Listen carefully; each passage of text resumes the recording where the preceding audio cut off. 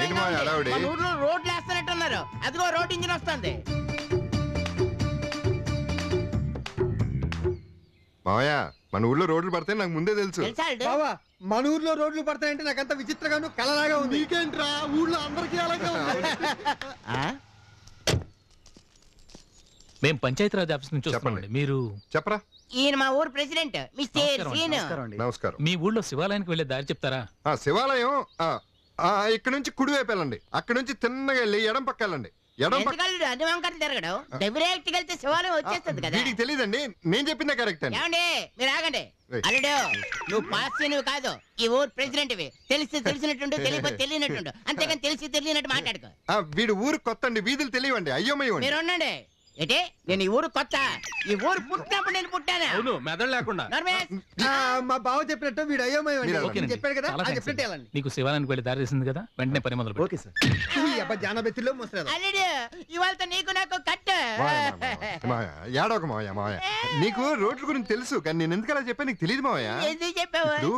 నువ్వు చెప్పిన రూట్ అయితే ఊళ్ళో 2 రోడ్లు పడతాయి. నేను చెప్పిన రూట్ అయితే దాదాపు ఊళ్ళో రోడ్లన్నీ పడిపోతాయి.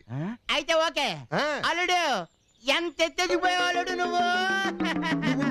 బావా రోడ్లు ఏమిటి, గుడి ఏమిటి, రెండింటికి సంబంధం ఏంటి నాకు అసలు ఏం అర్థం కావట్లేదు. ఈ సంబంధాలకు కారణం ఒక మహానుభావుడు. మిమ్మల్ని నమ్ముకున్నందుకు మురుగుండ్ల పక్కన తిరిగే ఈ మురికి అప్పలనాయుడిని మంత్రి అప్పలనాయుడు చేశారు. ఆ చేత్తోనే ఏ పిఎంనో రాష్ట్రపతినో చేసేస్తే స్వర్ణ దేవాలయం లాగా మీ అందరికి కనీసం రోడ్లు దేవాలయం కట్టించుకుంటాను. గోసి ఆ మురిగ్గా నీకలా తెలుసు అల్లుడు? అదే మావయ్య, నేను ఎండిఓ ఆఫీస్కి వెళ్ళినప్పుడు ఆ మురికి మంత్రి గెస్ట్ హౌస్ లో ఉన్నాడని తెలిసింది. మీరు ఊరు వెళ్ళిపోయినాక అతను కలవడానికి వెళ్ళా. సూర్య ఆయనమా, కేశవ ఆయనమా, గోసి ఏంటి అస్తమాను మంత్రి గారు గోసి అంటున్నారు? నేను చెప్తా. అది గోసి అంటే నా గోసి అనుకున్నావా? కాదు. గోసి అంటే గో అంటే గోవింద, సి అంటే శివ అను. గోవింద శివ తీసుకో. గోవింద గోసి గోవింద శివ. కొబ్బరికాయ. ఒక్క నిమిషం. బూడిద ఇక్కడ. నమస్కారం సార్. నమస్తే. చెప్పండి. కూకోండి సార్. నా చెక్కు ఏమయ్యా? ఆ చెక్కి తీసుకోండి సార్. దీని మీద సంతకం లేదు సార్. బొట్టనేరు బాగాలేదు. మీ ఊరు వచ్చినప్పుడు సంతకం పెడతాను, పట్టుకెళ్ళండి. వస్తాను సార్. నమస్తే. వెళ్ళరండి. నమస్కారం సార్. నమస్తే. బాగున్నారా? కొంచెం వెయిట్ చేయండి. నమస్కారం అండి. నమస్తే. నా పేరు సీను, ఊరు లింగరాజపాలెం. నా పేరు మురికి అప్పలనాయుడు. అన్నాక మా ఊరు హైదరాబాద్. మా ఊరు గుడిలో అర్చన చేయించాను, ప్రసాదం ఇద్దామని వచ్చా. అర్చన అంటే నాకు చాలా ఇష్టం.